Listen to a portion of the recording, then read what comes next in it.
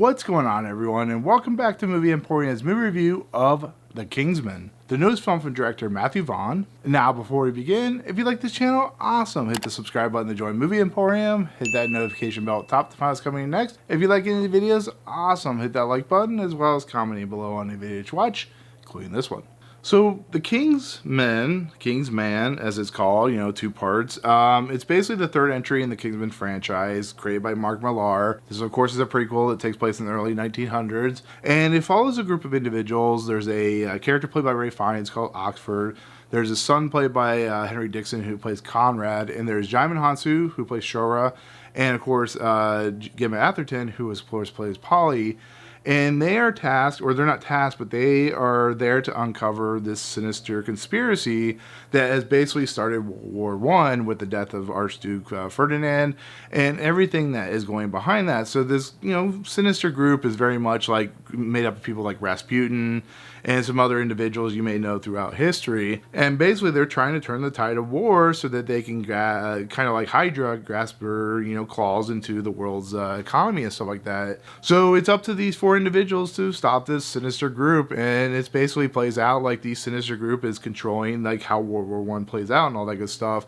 And of course the American military is very apprehensive because they don't want to get into the war and whatnot. So it takes a lot of history from World War I and throws it into this movie as and so when it comes to the franchise that is Kingsman, I think at this point Matthew Vaughn has kind of found his calling like Michael Bay did with Transformers, where he seems to be comfortable in this franchise and doesn't really want to do anything else outside of that. Doesn't mean he won't, but for the most part he seems to just kind of found his groove, found his place in the world. So him doing another Kingsman movie is not really surprising. So when I heard he was doing the third movie, which starts shooting next year, I'm like, cool, we'll see what happens. But when he decided he wanted to go back and tell an origin story for the Kingsman, I became super interested because I like the idea of, the Kingsman and the secret society being involved with World War I, which was the actual storyline that they were going with. The idea that it was a shadow organization and stuff like that, the early days, putting Ralph Fiennes into the movie, Djimon Hounsou, who I really like, Gemma Arterton. There's other people like Charles Dance and Daniel Brühl and some other characters as well. And I was really kind of looking forward to this movie, and then the pandemic happened. This movie got pushed back almost like 2 years. It was pretty crazy to think about, but finally this movie is releasing. Finally we're getting another Kingsman movie, and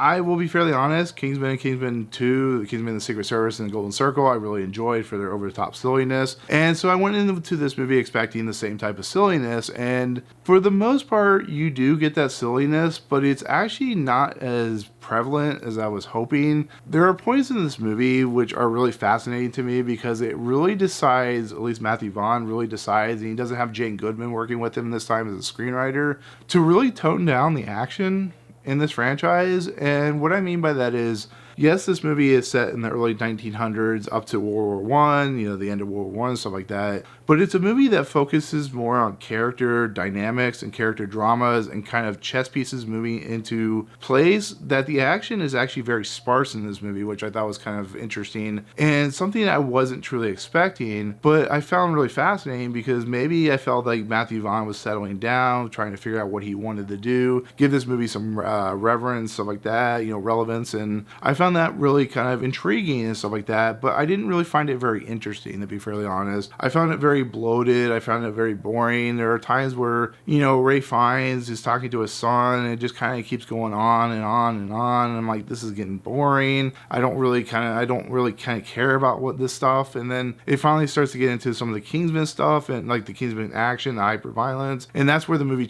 starts to truly shine, but it takes forever to get there. It takes about 45 minutes for this movie to even have some truly interesting kinetic action stuff, and that's what sets the series always apart from everything else. But I just found that beginning stuff just really kind of boring, to be fairly honest. I felt it was just kind of misrepresented, and I felt the script was lacking in a lot of places. I felt Ralph Fiennes was just kind of doing Ralph Fiennes' shtick and stuff like that. I didn't really find the character Conrad that interesting. I found the secret society somewhat engaging, but they're mostly just stereotypes stereotypes of other characters, and they're kind of like pawn pieces to, you know, they have like rings with like suicide pills and stuff like that in, and they're kind of pawn pieces to, you know, get the famous commanders and leaders to do what they needed to do. I thought the commanders and, you know, the heads of states were very over the top and silly, and that's what, you know, I come to expect with Kingsman. But I was just really surprised how I was just kind of just really bored by this movie for most of it. I do want to get into some positives about this movie, because I do like certain parts of this movie, because it does get better as it moves along. Rhys,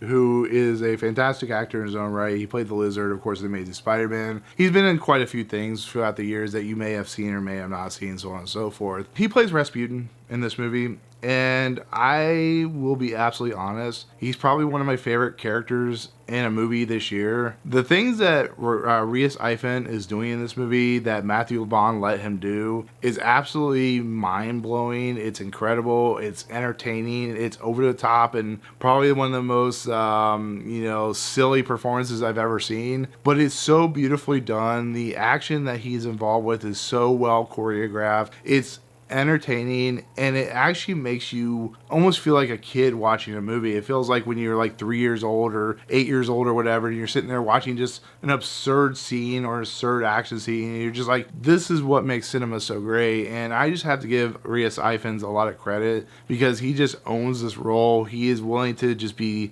looked upon as the most silly character in the movie, and I just kind of love it for it. And it's a beautiful character, it really is, and he has some of the most amazing stuff in the movie, and just lifts it up with a nice spirit, I guess you could say. But also, like I said, once we get into the Rasputin stuff, and then it goes past into the movie proper, I feel the movie has a very Kingsman vibe. I feel the action is kinetic. I feel the violence is hyper realized. I think the acting is pretty good.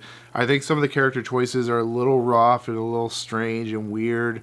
But I think in the end, the characters are having just enough fun that it makes it for a worthy sequel in the Kingsman franchise. I would actually put this movie probably above Kingsman: The Gold Circle, because it does have a satisfying payoff with some good action moments with Djimon, Hounsou, and of course, you know, Ray Fiennes and Gemma, Arterton, stuff like that. It ends with a great, you know, cliffhanger moment and stuff like that when it comes to the idea, the concepts of what's going on, and the eventual like reveals and stuff like that, or, you know, what you expect, but they're fun and entertaining. And then, of course, we get the big thing at the end, which is, you know, the starting of the Kingsman and stuff like that. Once it becomes a Kingsman movie, that's when it really starts to work, but it takes a while to get there.